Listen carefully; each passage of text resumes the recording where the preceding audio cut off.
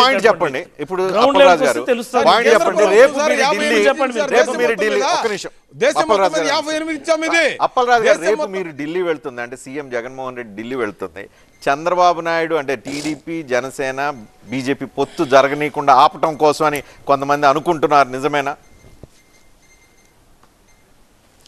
మాకంత అవసరం లేదు సార్ మేము వీఆర్ వెరీ క్లియర్ దట్ మేము సింగిల్ గానే పోటీ చేస్తాం ఎవరితో బట్ ఇదేంటంటే ఈ ప్రభుత్వానికి చివరి నెల కాబట్టి pending issues pending payments pending dues వాటన్నిటి మీద మాట్లాడడానికి మేబీ యువర్ రైట్ పాలిటిక్స్ కూడా మాట్లాడే అవకాశం ఉండొచ్చు మా స్టాండ్ ఏంటి అన్నటువంటిది ఆనరబుల్ ప్రైమ్ మినిస్టర్ స్టాండ్ అండి మేము సింగిల్ గానే పోటీ చేస్తామండి మేము సింగిల్ గా పోటీ చేస్తాం సార్ మీరు ఎవరెవరితో చేసినా మాకు ఇమ్మెటీరియల్ సార్ అని మేము చెప్తాం మేము అంతే తప్ప మాకేంటి మేము బలంగా ఉన్నాం మేము గెలుస్తాం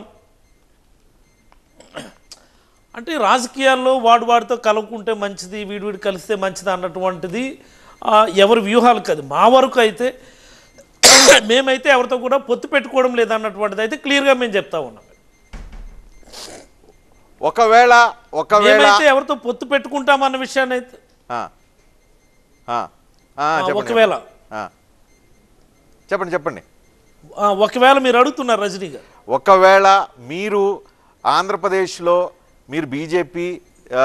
జనసేన అండ్ తెలుగుదేశంతో వెళ్ళొద్దు అని చెప్తే ఎలా ఉంటుందని చెప్పి అనుకుంటున్నారు